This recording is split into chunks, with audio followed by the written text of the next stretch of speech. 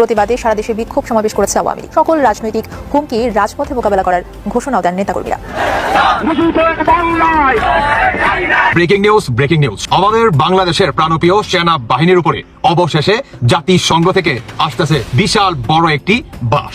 বাংলাদেশের সেনাবাহিনী যদি স্যাংশন খায় তাহলে ডক্টর ইউনূস কিংবা অন্তর্বর্তীকালে সরকার কি থাকবে? এই ঘটনার পরে বিশ্বব্যাপী এটা নিয়ে কিন্তু বড় বড় পত্রিকাগুলোতে নিউজ প্রকাশ করা হচ্ছে, এবং যে খুব ভালো নিউজ প্রকাশ করা হচ্ছে তা না। এখানে বলা হচ্ছে ডক্টর ইউনূসের মতো একজন লোক থাকতে বাংলাদেশে এই ধরনের অরাজকতা হচ্ছে, এবং ডক্টর ইউনূস যে সেখানে ব্যর্থ সেটাও অনেক নিউজ পত্রিকায় কিন্তু হাইলাইটস করে বলছে।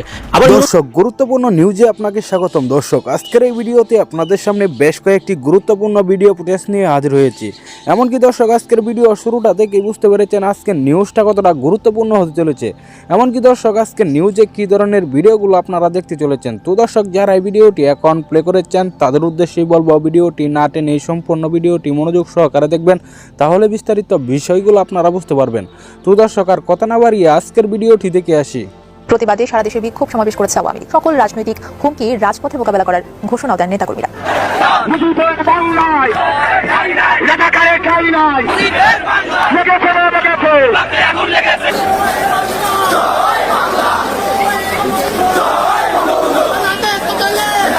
যেন দমিয়ে রাখা যাচ্ছে না ছাত্রলীগ ও আওয়ামী লীগের নেতা কর্মীদের। ধানমন্ডি 32 ভাঙার প্রতিবাদে সারা দেশে পালিত হচ্ছে আওয়ামী লীগ ও ছাত্রলীগের বিক্ষোভ মিছিল। অবশেষে দেশবিরোধী ষড়যন্ত্রের প্রতিবাদে জেলা আওয়ামী লীগ, যুবলীগ, কৃষক লীগ, মৎস্যজীবী লীগ, ছাত্রলীগ সহ সকল সহযোগী সংগঠনের নেতা কর্মীরা বিক্ষোভ ও প্রতিবাদ সমাবেশ করেছে।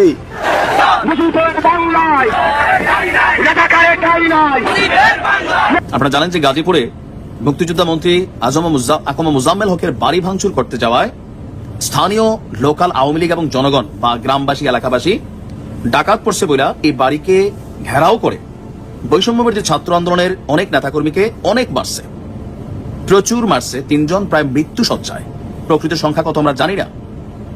এরপর মুহূর্তের মধ্যেই আওয়ামী লীগ এটা নিয়ে সেলিব্রেট করছে। এর মাঝখানেই সার্জিস আলম মাত্র কিছুক্ষণ আগে আমি যখন নিউজটা করছি স্ট্যাটাস একটা দিয়া বলছে যে আজকেই গাজীপুরকে দেখাই দিবে বা আওয়ামী লীগের উচিত শিক্ষা দিবে। একটা স্ট্যাটাস দিচ্ছেন, আমরা আসছি। আমরা কারা? বৈষম্য বিরোধী ছাত্র আন্দোলন বা জনতা বা নাগরিক কমিটি। অপরদিকে গাজীপুরে সাবেক মেয়র জাহাঙ্গীর বা আওয়ামী লীগের সমর্থকরা বলছে আসো মনু, খেলা হবে। আপনি বুঝতে পারছেন কি ঘটতে যাচ্ছে?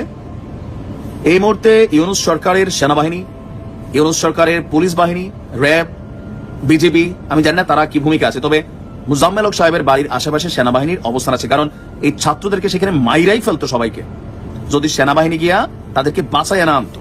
তো বুঝতে পারছেন যে ক্ষোভটা, 32-এর ক্ষোভটা আওয়ামী লীগের নেতাকর্মীদের মনে আছে। আশেপাশে যা হচ্ছে বা লোকালি সবার উপরে হামলা হবে এই ভয় থেকে তারা কিন্তু এটা প্রতিরোধ করে বসে। ইভেন গাজীপুরে জাহাঙ্গীরের যে ক্ষমতা, ইভেন গতকাল কোন একটা ফোন কল রেকর্ড ফাঁস হয়েছিল, আপনারা দেখছিলেন নিশ্চয়ই। সেখানে কিন্তু কিভাবে কি করতে হবে অনেকের সাথে একটা গ্রুপ কলে কথা বলছিলেন, নির্দেশনা দিচ্ছিলেন যে মইরাই তো যাবো। আর একবার মৃত্যুর হাত থেকে ফিরে আসছে এই মেয়র জাহাঙ্গীর। এরপরে আজকে গতকালকে যখন রাতে এই ঘটনাটা ঘটলো, আমি যখন রেকর্ড করছি বাংলাদেশ সময় ভোর আনুমানিক 5টার কাছাকাছি, মাত্র কিছুক্ষণ আগে সার্জিস ঘোষণা দিচ্ছে যে আওয়ামী লীগকে ওইখান থেকে বা যারা আছে তাদেরকে নির্মূল করতে হবে। তো এটাতে কি হবে যে আপনারা একটা গ্রুপ যাবেন, তারা একটা গ্রুপ যাবে, মারামারি করবেন। কি হবে? মারামারি করবেন।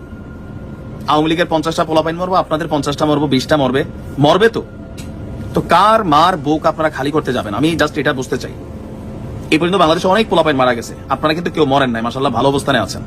যেটা হয়েছে এটা একটা ভুল বোঝাবুঝি। কারণ পিনাকি দাদা তো ঘোষণা দিছে ভাঙ্গাভাঙ্গি বন্ধ, তো পোলাপাইন কেন গেল ভাঙতে? ইউনূস সাহেব বললো যে শক্ত হাতে প্রতিরোধ করতে হবে। তো সরকারের নির্দেশনা প্রতিরোধ করা, লোকাল পিপল আওয়ামী লীগ হোক যারাই হোক, অ্যাকর্ডিং টু ল তারা তো সঠিক কাজ করছে। এখন বাড়িঘর ভাঙতে গেলে যে বৈষম্য বিরোধী পেজ থেকে তো আসছে, আপনাদের পেজটা যেটা ওইখান থেকে তো আওয়াজ আসছে সারা বাংলাদেশে এই ভাঙচুর রুখে দাও, তো রুখাই দিছে জনগণ। আবার এই জনগণের নাম হয়তো আওয়ামী লীগ, হয়তো লোকাল পিপল, ঘটনাগুলো ওইখান থেকেই ঘটছে। এখন এখানে যে মারামারি করতে যাবেন, তা আপনারা যদি কথায় কথায় মব জাস্টিসের দিকে চলে যান, আইনের তোয়াক্কা না করে, তাহলে এটা কেমনে ভাই? এটা কেমনে? গাজীপুরে ওয়ারেন্টেড আওয়ামী লীগের নেতাকর্মী থাকতে পারে, যুবলীগ ছাত্রলীগ থাকতে পারে, আইনের মাধ্যমে তাদের বিচার নিশ্চিত করতে হবে, আইনের সুশাসন প্রতিষ্ঠিত করতে হবে। এটা রণক্ষেত্র তৈরি করে দিয়া 32 ভাঙ্গারের সেই সিচুয়েশনে আপনিও যান নাই, সার্জিসও যায় নাই, হাসনাতও যায় নাই, বাট ঘোষণা তো আসছে তাদের। সেনাপ্রধান যখন 5 তারিখে ভাষণ দিল যে আমি এদেশের জনগণের যান মাল নিরাপত্তার দায়িত্ব নিচ্ছি, আপনারা আমাদের প্রতি আস্থা এবং কি বিশ্বাস রাখতে পারেন। ওই সিচুয়েশনটা বাংলাদেশে ছিল একটি অরাজকতার একটি সিচুয়েশন। তারপরেও এদেশে আপনার হাজার হাজার পুলিশ সদস্যকে হত্যা করা হয়েছে, আওয়ামী লীগের নেতাকর্মীদেরকে আপনার হত্যা করে গাছের সাথে ঝুলিয়ে রাখা হয়েছে। সেটি কিন্তু আপনার সেনাবাহিনী আপনার ট্যাকেল দিতে পারেনি। তারপর থেকে এই পর্যন্ত বাংলাদেশে যত অরাজকতা হচ্ছে বা যত ভাঙচুর হচ্ছে এবং কি জঙ্গি স্টাইলে যে হামলাগুলো হচ্ছে বাংলাদেশে, এগুলোর কিন্তু কোনো ট্যাকেল এখন পর্যন্ত সেনাবাহিনী দিতে পারেনি বা এগুলো কিন্তু সেনাবাহিনী আটকাতেও পারেনি। ইতিমধ্যে সেনাবাহিনী তাদের যান নিরাপত্তাহীনতায় সেনাবাহিনী ভুগতেছে এবং কি সেনাবাহিনীরও কিন্তু এদেশে কোনো নিরাপত্তা নেই। আমি বলবো যে সেনাপ্রধান ওয়াকারুজ্জামান যেই কথাটি বলেছে যে উনি যে দায়িত্ব বাংলাদেশে নিয়েছে, এই দায়িত্ব উনি সঠিকভাবে কিন্তু পালন করতে পারেনি, উনার কিন্তু দায় স্বীকার করতেই হবে। তার মানে এখান থেকে দায় মুক্তি নেওয়ার কোনো ইয়াতে আপনার অবস্থা নেই যে উনি আপনার এখান থেকে দায় মুক্তি নিয়ে নিবে। কারণ উনি তো এদেশের জনগণের আস্থার প্রতীক ছিল এবং কি জনগণ বিশ্বাস করেছিল যে 5 তারিখের পরে এদেশে উনি আপনার যে পরিস্থিতি এগুলো আপনার সামাল দিতে উনি সক্ষম হবে, কিন্তু উনি এগুলো দিতে পারেননি। দেখা গেল কি যে উনি এখন নিজেই নিজেদের যান নিয়ে আপনার শঙ্কিত রয়েছে। আমরা যদি দেখি যে বঙ্গবন্ধুর বাড়ি যেখানে বোল্ডেজার দিয়ে ভাঙা হলো, সেখানেও আপনার সেনাবাহিনী একদম নিরুপায়, তাদেরকে নিরাপত্তা দিচ্ছে আপনার ছাত্র নামদারি কিছু আপনার দেশ বিরোধী যেই লোকগুলো রয়েছে তারা। এখন এই সেনাবাহিনী তো এরকম ছিল না, এই সেনাবাহিনী তো ছিল বাংলাদেশের গর্বের সেনাবাহিনী। আজকে তাদেরকে এই পর্যায়ে কে নিয়ে আসছে? এই পর্যায়ে নিয়ে আসছে শুধু পাকিস্তানের প্রেসক্রিপশনে, পাকিস্তানের সাথে আঘাত করে আপনার ইউনূস এই বাংলাদেশে মেটিকুলাস ডিজাইন সাজিয়ে এই দেশকে যেভাবে ধ্বংসের দ্বার প্রান্তে নিয়ে গেছে, এগুলো আপনার যেমন আমেরিকার ইয়া ছিল, ঠিক তেমনি পাকিস্তানের সাথে তারা ঐক্য করে, ওই যে পাকিস্তান আপনার পরাজিত হয়েছিল 71 সালে, তারা কিন্তু চেয়েছিল যে বঙ্গবন্ধুর বাড়িটি তারা আপনার বোল্ডেজার দিয়ে ভেঙে দিবে, ওই সময় কিন্তু তারা সেটি পারেনি। সেই কাজটি তারা স্বাধীনতার এত বছর পর তারা তাদের সন্তানদেরকে দিয়ে করাতে সক্ষম হয়েছে। আর বাংলাদেশের সেনাবাহিনী ইতিমধ্যে সেখানে আপনার নীরব ভূমিকা পালন করেছে। এই জন্য কিন্তু আমি মনে করি যে এই সেনাপ্রধানকে অবশ্যই এর জন্য হিসাব দিতে হবে, একদিন এই হিসাব দিতে হবে। কারণ এখন এই দেশে যারা আওয়ামী লীগ করে, আপনি কি কখনো দেখছেন যে 15 বছর আপনার আওয়ামী লীগ রাষ্ট্র পরিচালনা করছে, বিএনপির নেতাদের বাড়ি করে হামলা ভাঙচুর লুটপাট এগুলো করতে? হয়তো তারা মামলা দিয়েছে, এটা আমরা জানি, আপনার জুলুম করছে, করে নাই যে এরকম না, মামলা দিয়েছে, তাদেরকে কোর্টের বারান্দায় দৌড়েছে, এরকম অনেক হয়েছে। কিন্তু আপনি কি কখনো দেখেছেন যে তাদের বাড়ি ঘরে হামলা লুটপাট অগ্নিসংযোগ এগুলো করতে দেখছেন?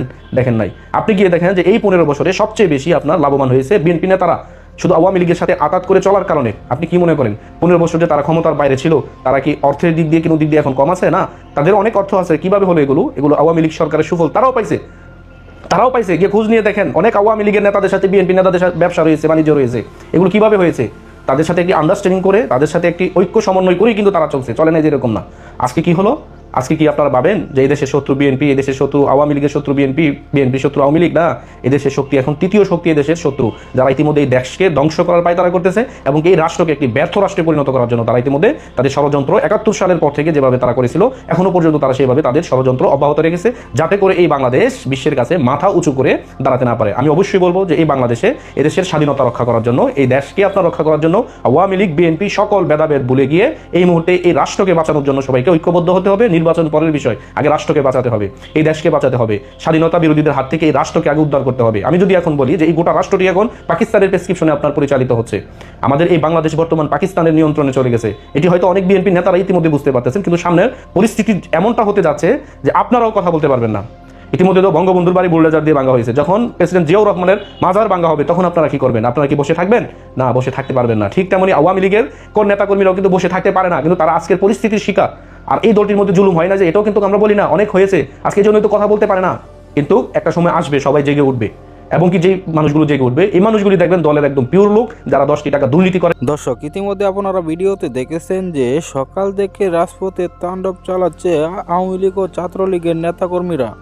এ বিষয়টি নিয়ে রীতিমতো সোশ্যাল মিডিয়ায় তোলপাড় সৃষ্টি হয়ে পড়েছে। অন্যদিকে সেনাবাহিনীর উপর কঠিন নিষেধাজ্ঞা আসতে চলেছে জাতিসংঘ থেকে। দর্শক, এই সম্পূর্ণ ভিডিওটি আপনারা দেখলেন, এ বিষয়ে আপনার কি মতামত অবশ্যই কমেন্টেই জানাবেন। আর প্রতিনিয়ত এরকম আপডেট নতুন নিউজ পেতে আমার চ্যানেলটাকে সাবস্ক্রাইব করে পাশে থাকা বেল আইকনটি বাজিয়ে দিবেন। এই মুহূর্তে বিদায় নিচ্ছি, দেখা হবে পরবর্তী কোনো ভিডিওতে। সেই পর্যন্ত ভালো থাকুন, সুস্থ থাকুন। আসসালামু আলাইকুম।